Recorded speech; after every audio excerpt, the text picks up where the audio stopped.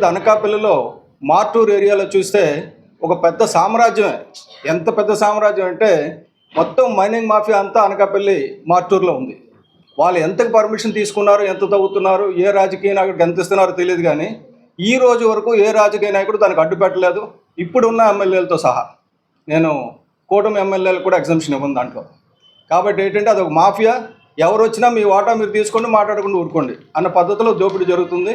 అటువంటి పరిస్థితిలో పవన్ కళ్యాణ్ గారు ఈ పర్యావరణాన్ని పరిరక్షించడానికి ఈ ఈ పంచదారుల కొండని పరిరక్షించడం, అలాగే రాంబిల్లి మండలంలో కృష్ణంపాలెం గ్రామం అక్కడ పునరావాస హక్కులు పూర్తిగా కల్పించకుండా బలవంతంగా, అంటే అది ఏ ప్రాంతం అంటే యలమంచిలి నియోజకవర్గం, జనసేన ఎమ్మెల్యేగా ఉన్న ప్లేసు.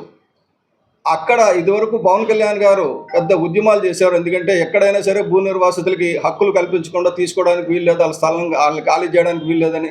అటువంటిది జనసేన ఎమ్మెల్యే ఉన్న చోట బలవంతంగా నిన్న ఇది పెట్టుకొని లోటర్లు పెట్టుకొని దౌర్జన్యం చేయడం, అక్కడ లక్ష్మమ్మ అన్న ఒక ఆవిడకి గాయపడి హాస్పిటల్లో చేరడం జరిగింది. అది కూడా హైకోర్టు స్టే ఉంటుండగా, అంటే హైకోర్టు స్టే ఉన్నా మా ఇష్టం, మేము ఇండస్ట్రీకి కొమ్ము కాస్తాం కానీ ప్రజలకు కొమ్ము కాయం అనే పద్ధతిలో అక్కడ ఎమ్మెల్యే కానీ అక్కడ ఆర్డీఓ కానీ అక్కడ అధికారులు ప్రవర్తించడం అది తప్పనిసరిగా గ్రహించదగ్గ చర్య.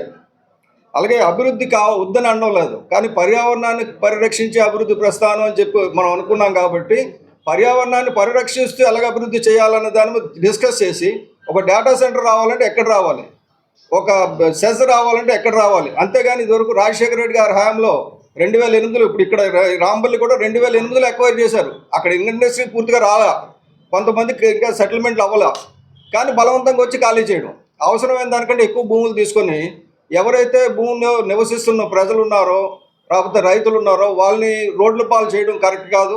చట్టాలు సరిగ్గా అమలు చేస్తూ ముందుకెళ్ళాలని చెప్పి నేను విజ్ఞప్తి చేస్తున్నా. అలాగే ఒక్క నిమిషం